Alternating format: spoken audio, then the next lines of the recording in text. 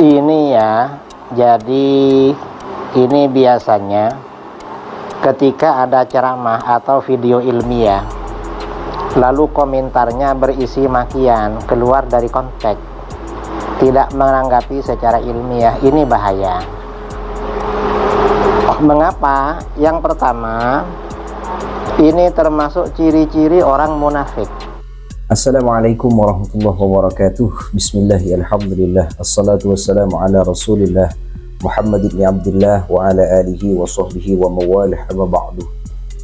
Ikhwatal iman yang dirahmati oleh Allah subhanahu wa ta'ala, dimanapun anda berada, semoga Allah tetap menganugerahkan kita kesehatan, keselamatan dan perlindungan, dan memberikan kita barokah umur dan barokah rezeki. Amin Allahumma amin.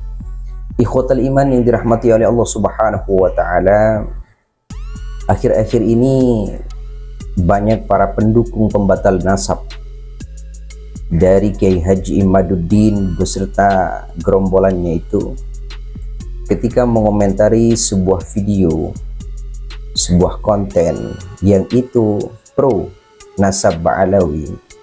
Di situ komentar-komentar dari pendukungnya Kiai Haji Imaduddin Osman ini kebanyakan komentar-komentar makian, cacian. Bagaimana komentar dari Kiai Haji Idrus Romli mengenai hal tersebut? Di dalam hadis ya, dalam hadis sahih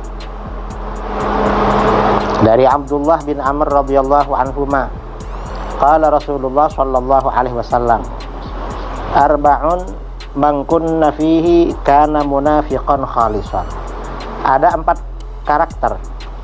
Kalau keempat-empatnya ini ada pada seseorang, berarti dia munafik murni, 100% orang munafik. Wa man kanat fihi khoslatun minhunna kanat fihi khoslatun minan nifaq hatta yada'aha. Kalau orang punya satu karakter pada dirinya dari keempat karakter itu, berarti ada karakter munafik pada orang ini sampai dia meninggalkannya. Apa saja? Yang pertama, idza tumina khana. Kalau dia diberi amanat, dipercaya, maka dia berkhianat. Itu berarti tanda-tanda orang munafik. Yang kedua, wa idza haddatsa kadzaba. Kalau berbicara itu berdusta atau berbohong. Ini tanda-tanda munafik. Yang ketiga, wa idza ahada ghadara. Apabila dia berjanji, maka tidak menepati, berkhianat, mengkhianati perjanjian. Yang keempat, wa idza khasama fajara. Apabila dia berdebat, maka berbuat jahat. Apa berbuat jahat? Dia tidak menanggapi lawan debatnya secara ilmiah, tetapi mengalihkan pembicaraan pada persoalan lain.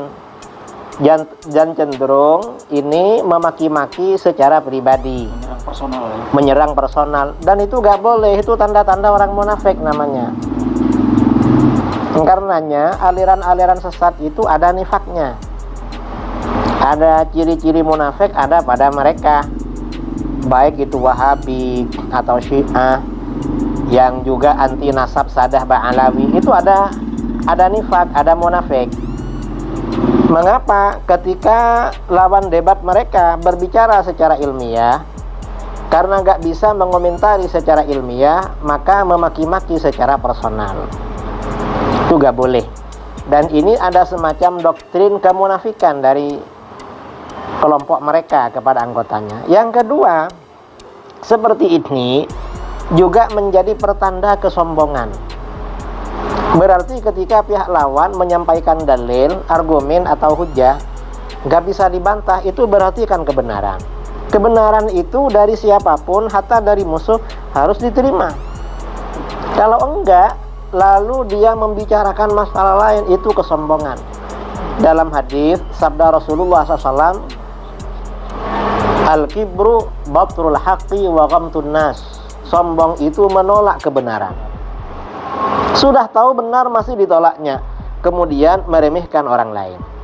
Sudah tahu yang keluar dari orang itu benar, dia menolaknya, diremehkannya lagi. Itu sombong namanya. Karenanya aliran-aliran sesat ini biasanya jamaahnya didoktrin menjadi orang-orang sombong dan menjadi orang-orang munafik. Ya, maksudnya ya bukan orang munafik kayak Abdullah bin Ubay, ya bukan. Ada sifat-sifat munafik pada dirinya.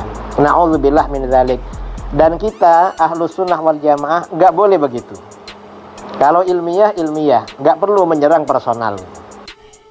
Penjelasan dari beliau, orang yang tidak menerima kebenaran berarti itu adalah sebuah kesombongan.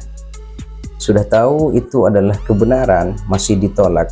Apalagi ya statement dari Haji Imaduddin Osman Al-Bantani itu, walaupun ulama sedunia mengisbatkan nasab Alawi, maka Imaduddin Osman tidak akan mempercayainya. Jadi itu sebuah kesombongan. Karena kenapa? Ulama-ulama mulai dulu ya tidak ada yang membatalkan nasab Alawi. Ya mungkin Haji Imaduddin itu nggak ada apa-apanya dibandingkan ulama-ulama yang terdahulu.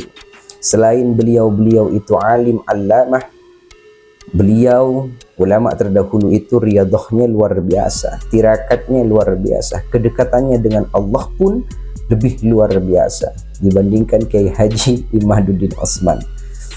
Ya menurut saya itu memang betul Kiai Haji Idrus Romli itu adalah sebuah kesombongan, menolak kebenaran. Closing statement dari Al-Fakir, sebagai seorang santri kita harus tetap ada di lintasan thariqah para masyayikh kita untuk tetap mencintai para habaib, meneruskan kecintaan guru kita kepada para habaib. Jangan termakan oleh provokasi yang dikeluarkan oleh gerombolan Imaduddin Osman. Semua santri harus tetap mengikuti gurunya, dan itu koridor di dalam akhlak seorang santri kepada gurunya. Sekian dari Al-Fakir. Wassalamualaikum warahmatullahi wabarakatuh.